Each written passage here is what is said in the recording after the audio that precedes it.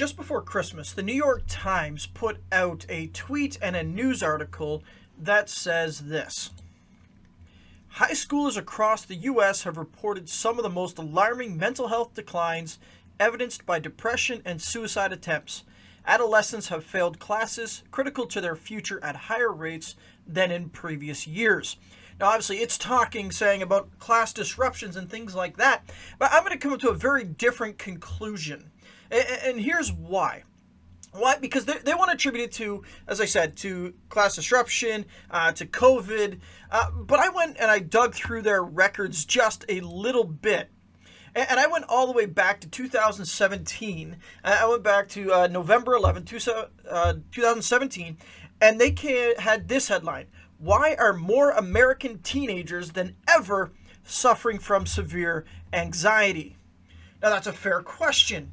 Why is it that they are suffering from anxiety? Why is it that they're struggling more with depression? Why are they struggling more with these things? Does it have to do with just COVID? Well, no. I'm not saying COVID doesn't play a part in it, but I'm saying that there's something more in it.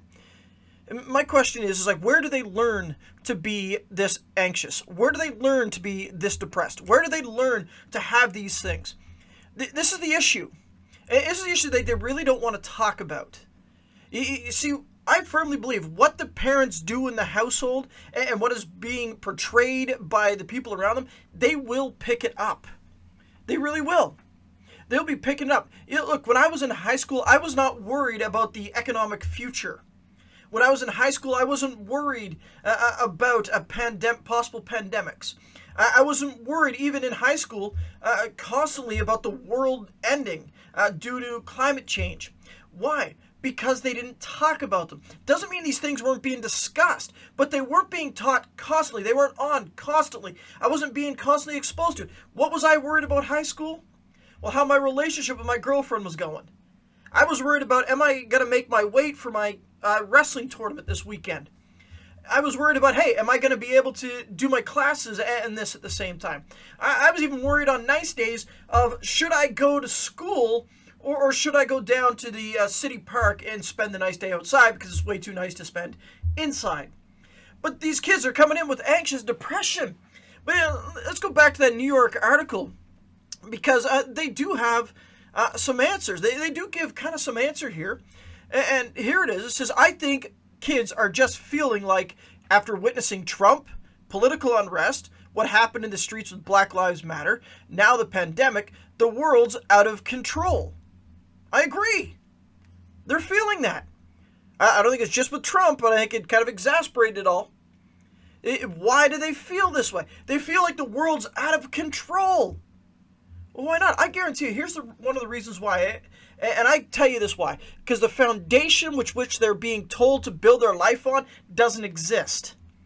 That's really what it comes down to. Think about it. Over the last couple of years, and see what they left out here. They did bring in Trump. They brought in the unrest with Black Lives Matters. They're leaving out the rioting and things like that. They're talking about the pandemic. But do they forget for the last 2 years that they were being told that the world's going to end in 10 years due to climate crisis? That the world's going to end because of it? Now they're being told that everybody has a virus that could possibly kill them. They're being told that they're never going to see grown-uphood. They're never going to be told that they're going to be that grown up. They're being told that nobody's in control. They're being told, hey, the government's got this. But the more that they've spent time watching it, they realize the government doesn't know what they're doing. They're just like, well, the pandemic's constantly unfolding, hence why restrictions come, they go, they change, saying this will save you, this won't save you. They're being told messages like the vaccine is going to make you 100% immune. Then it's like, no, it won't make you immune at all. This is, but you won't transmit it. Then it's like, no, you do transmit it. Then you won't get as sick. Now they're being told that Omicron cuts through the vaccine. No wonder. They literally feel like they're in a vehicle with nobody at the wheel. That's what they're feeling like. Is it any wonder that teens are being told, hey, teens are experiencing anxiety and depression? Is that why? And then to top it all off, what are they being told? How you feel is what's important. How you feel is what's true. Look, our kids are going through an existential crisis. because they're being told how what you feel is the be-all, end-all. You feel like a boy, you're a boy. You feel like you're a girl, you're a girl. You feel like you're a dog walking down the street, then you're a dog walking down the street. This is the problem. There's nobody at the helm. And what have they done? The school systems and our governments, they've turned and they've taken away a solid foundation, which the church taught, which is, hey, yes, it seems bad, but there is somebody at the controls. There is somebody who's directing history towards an ultimate conclusion. And there's one who can use all of this for our good. They seem to forget that the lesson of Genesis 50 with the life of Joseph was what they intended for evil, God used for good. And the youth are being denied this. It's not just, I find it, the fault of the school system. Well, that's a problem too. It's not just the fault of the government. I place the blame even squarely right back in the home. Why? Because what have we done? I remember the whole thing about Sunday shopping and command, and people are like, against it. Look, it's not Sunday shopping's the problem now. What does remove the youth from this foundation? You take them to sports. You've told them that, hey, it's not important. And now look at what's happened. Is it any wonder that the youth are experiencing depression, anxiety, suicide attempts at such a high level? You've given them no hope. You've given them no future. That's what you've done. The foundation which you built their life on, that you told them to build your life on, doesn't exist. And so the final statement that they actually make in this article, you can go read the whole thing for yourself, it's that the guy's asking, so they're like, the world's out of control, why should I be in control? That is a good question. And the world can't answer it.